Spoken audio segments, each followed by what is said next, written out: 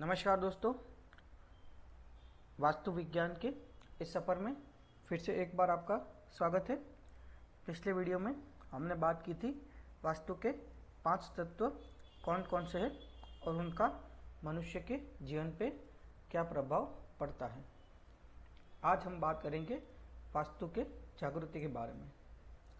कोई भी भूमि का जब हम चयन करते हैं तो उसके बाद वास्तु की जागरूकता कितनी अवधि के दौरान होती है। उसके साथ अगर हम किराए के मकान में भी रहते हैं तो वहाँ पे भी वास्तु का असर क्या होता है। ज़्यादातर ऐसा देखा गया है कि किसी भी भवन या घर या ऑफिस के वास्तु की जागरूकता कम से कम 13 महीने, उसके बाद 21 महीने, उसके बाद 7 साल के दौरान हो जाती है। बहुत ही ऐसा देखा गया है कि इस अवधि के बाद कोई भी भवन के वास्तु के जागरूकता हो। इसी अवधि में वहाँ पे उत्पन्न होने वाली सकारात्मक या नकारात्मक ऊर्जा का प्रभाव वहाँ पे रहने वाले लोगों के जीवन में हमें देखने को मिल जाता है। अगर वहाँ पे सकारात्मक ऊर्जा का प्रभाव है तो वहाँ जो भी वसवाट करता है उनके जीवन में प्रगति लाता है, और अगर वहाँ पे वास्तु विपरीत कोई आयोजन हमने किया है तो वहाँ पे हमारा जीवन संघर्ष में हो जाता है।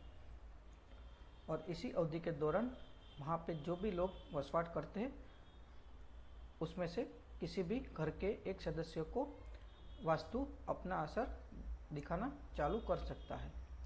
उदाहरण के तौर पर समझिए कि अगर हमने कोई एक ईशान कोण कटा हुआ प्लॉट या ऑफिस की खरीदी की है, तो जैसे कि हम यहाँ पे देख सकते हैं कि वास्तु पुरुष का सिर ईशान कोने में रहता है, तो वहाँ रहने वाले घर के किसी एक सदस्य को सिर दर्द या सिर से जुड़ी समस्या जैसे ही वास्तु जागृति होती है उसके बाद देखने को मिल जाती है।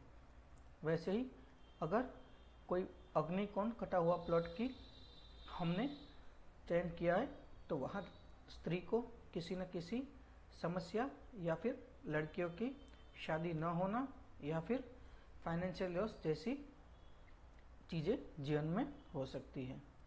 वैसे ही अगर हमने नैऋत्य कोण कटा हुआ प्लॉट की चयन किया है तो वहाँ पे रहने वाले लोगों के जीवन में स्टेबिलिटी का इश्यू जैसे ही वास्तु जागृति होती है उसके बाद देखने को मिल जाता है। और अगर वायव्य कोण कटा हुआ प्लॉट की अगर हमने चयन किया है तो वहाँ पे हमें आगे चल के फाइनेंशियल्स जो भी हम प्लानिंग कर रहे हैं उसमें कहीं ना कहीं अड़चन देखने को मिल जाती है। तो इस हिसाब से जैसे ही हम कोई भी प्लॉट या घर के वास्तु का चयन करते हैं उसके बाद इसी अवधि के दौरान हमें घर के किसी एक सदस्य को वास्तु अगर सकारात्मक है तो उसके पॉजिटिव इफ़ेक्ट्स, और अगर वास्तु विपरीत कोई रचना हमने बनाई है तो वहाँ पे जीवन में हमें संघर्ष देखने को मिल सकता है। वीडियो पूरा देखने के लिए आपका बहुत बहुत आभार। फिर मिलेंगे अगले वीडियो में। शुभम भवतु।